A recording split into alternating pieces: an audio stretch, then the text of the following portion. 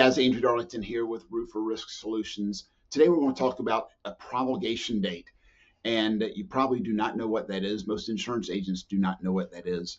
But what it is, and it's really important to you, is the date that your experience modification is promulgated. That means it's created, that they put all the information together and give you that number. That is a very important day in the day of your insurance life and in your business life, because it can have massive impacts on your business. We're going to break that down in just a second. So the promulgation date is roughly 6 months prior to the effective date of your experience modification factor.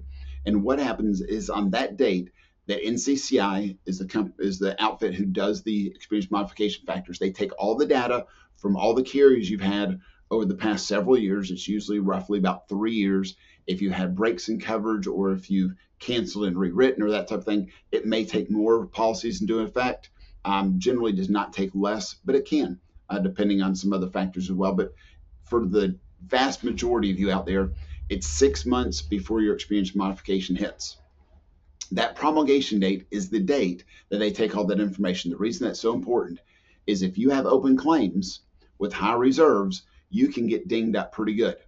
And so if you've got a claim that's fixing to settle for $10,000 and it has a $100,000 reserve on it, it's going to significantly impact your experience modification factor. And that date is the date that things have to be done by. There are some exceptions in there, and we can talk about the exceptions in other videos, but that is the biggest thing. So your job as safety manager, HR manager, or owner of the company, or you can designate to your insurance agent, is to look at all the claims 6 months prior, usually about 7 months prior to your experience mod date, and double check and make sure, hey, are all the reserves on these things down that can be down?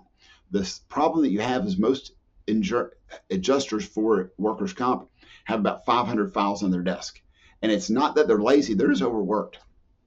And so they may have a file on their desk that really, if they looked at it, hey, yeah, this person's actually back to work, claim can be filed, the file can be closed, and that the reserve can be dropped down, but they don't have time to get to it. They got 42 other fires they got to put out that day that are really important. And hey, they don't really look at the promulgation dates to kind of order things there. So they're just going to get it done when it gets done if it's not one of those fires.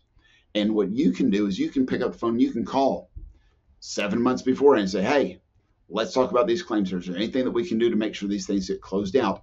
Is there any lawsuits that are that might get closed out beforehand that we can get done? Has the person returned to work and a maximum medical improvement has been done? We just need a doctor to give a percentage or something like that. What can get done to lower those? We had a situation a while back, probably about 14 years ago, and we had a claim. And this one, there was nothing we can do, but to kind of give you the impact. There was a bad claim. Someone died. And there was $1 million claim, $1 million reserve sitting on the workers' comp claim. A pretty high reserve, obviously, for one. It had to go through a lot of hoops and that type of thing, so we couldn't get it down beforehand. But the claim ended up settling for less than $1,000. I think actually about $5,000 what it settled for. So we went from $1 million claim to a closeout of $5,000 claim. The problem is that claim, it couldn't get resolved within the time period, and so they sat with 1 year with a claim of $1 million that never got paid out. It went back down to $5,000, and there was really nothing that we can do to get it fixed. Now, on that one, again, we couldn't do anything. But there are situations where that might have, if that had been over the promulgation date, and it was a matter of clicking that button to get that reserve down to 5 or leave it at $1 million, that would have cost you probably about 2.5 times your workers' comp premium because of the impact of that single claim on your experience mod.